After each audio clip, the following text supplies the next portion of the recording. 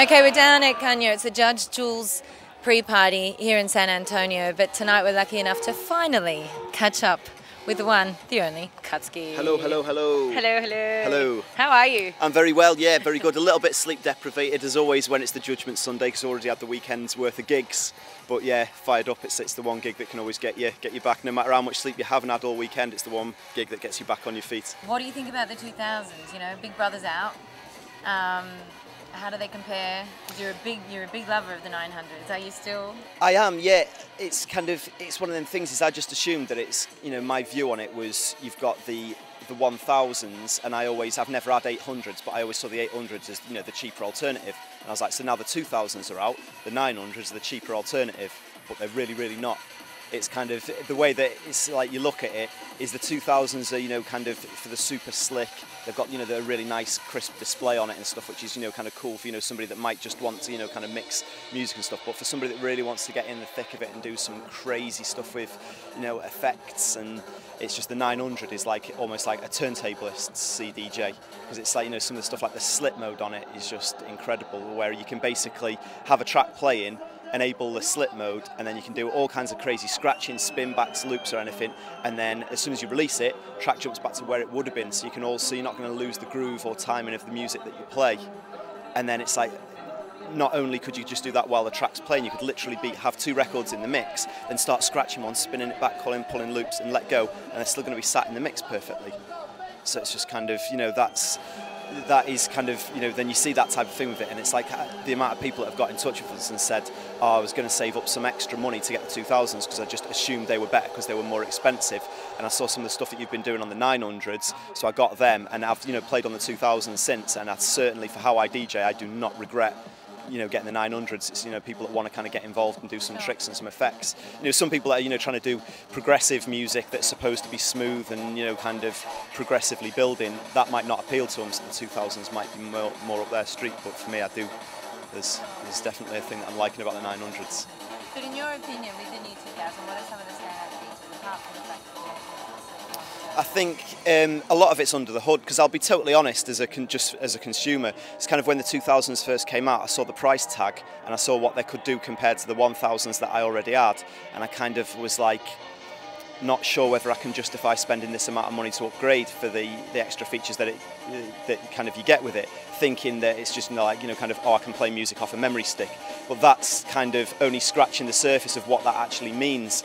And when you look into it, it's kind of, because I'm a big fan of Serato as well, I do like Serato, so it's like I've never been a fan. If you've ever seen some of the clubs that I play at, you don't want to be taking a £2 MacBook and leaving it on the side, like for somebody to knock over a bottle of Blue Wicked on it. But it's kind of, yeah, so it's kind of, so you've got all the kind of, you know, benefits of being able to set up, like, you know, with your Serato and your Tractor, when you can build your playlists, you can set up your cue points, and you can do all that on your laptop in rekordbox on a plane and get it all sorted, get everything, you know, kind of how you are, you know, so you know exactly what you want for your set. Everything's all pre-prepared, but then instead of needing your laptop, you bounce it all out to a memory stick, plug it into the CDJ-2000, and then it's kind of, you know, it's just all there in front of you. Everything's, you know, pre-prepared, set up, all your preparations done, and it's, you know, kind of just like down to little things, like, you know, sometimes I find myself having a bit of a panic, you know, kind of when I can't find that tune in the CD wallet, and, you know, that kind of thing with it. But it's like if you've got the CDJ-2000s or even the 900s as well, which, you know, do the same, to be able to play with it. And I think it's more than it being a feature-heavy upgrade, the 2000. I think it's almost changing how you need to think about DJing. And it's kind of, the way that I see it is, you know, your iTunes library is your record collection at home, you know, your millions of vinyls that you've got stacked up everywhere. And then your USB pen drive is your record bag that you would carry out to each gig with you. And then the missing piece of the puzzle for me, because I was still kind of like, well, I'm buying all these tunes all the time, I'm downloading them, I'm throwing them into iTunes, and then if I just want to have a quick blast on the decks, don't necessarily want to sit there and make playlists and export it out if I just want to quick go on the decks. But you can plug your laptop in, so when you're at home, so whenever I'm at home, I'd play using rekordbox connected to the CD players, and so I can just literally play as if it was, you know, any other kind of thing when you're playing all your music off your laptop, but then all the cue points that I'm setting are getting saved back to the laptop. And then when I decide, oh, that worked with that worked with that, then when I want to go to a gig, I just export it all to the memory stick, and it's all there, and it's just it's just a whole new approach to the idea of DJing, and I always find it really exciting, because it's kind of, you know, a lot of people say, oh, it's not the same when, you know, kind of you're not playing vinyl anymore, and I was the biggest lover of vinyl, and I was the last DJ in my scene still playing pure vinyl. Then it just got to the point that you realise, well, you know, times moves on, and there's now these new amazing tools that we can use to kind of advance what we're doing on the dance floor. Like, you know, if you have somebody that's sitting there on the dance floor and they can't see the DJ box, that's a lot of people. They're not bothered whether you're playing vinyl or whether you're playing CD or what you're doing. They're bothered about how good the music you're playing is and what you're doing. So it's like, why not use all this, you know, evolution of technology to kind of to bring that to the forefront. So the way I always see it, it's like, I think it's a good analogy, is people used to build houses with like spades and ladders, and they were crap houses. And then they built cranes, and now we're building amazing skyscrapers. Okay. So it's like, you know, so you just use the evolution of technology to move it on, and that's what I'm seeing. It's like I'm seeing, you know, I was doing amazing stuff with vinyl back in the day, and people are still doing amazing stuff with vinyl now, but it's like, well, I've just got a new tool that can build on top of that. And I guess for someone who travels as much as what you do, and like most international DJs, you know, to be able to do what you just said you can do on the aeroplane, on your way to a gig, to a festival, because you go to many of them, yeah, and then rock up with your USB. Yeah, I mean, that's just kind of the whole wonder of, you know, technology. I mean, it's like, you know, even some biggest artists, you know, they'll sketch out some of the biggest dance tunes when they're delayed in airports on the laptop.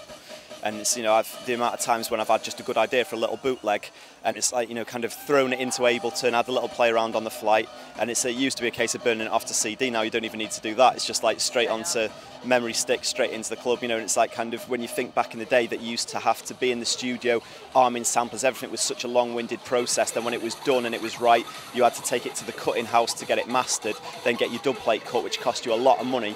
You know, and you'd only get like 10 plays out of it, and then you had to take that to a club and then play it. Whereas now it's like you can do the whole process on a 2-hour flight, and it costs you nothing. That's insane. Well, listen, thanks for catching up with us. It's been really, really interesting interview. I've been looking forward to it for a while. Excellent. Thanks for letting me chew your ear off and tell you my geeky appreciation of some stuff. Sides. Yeah. Excellent. Great. Well, we'll see you tonight on the dance floor. Yeah, reaching for the lasers.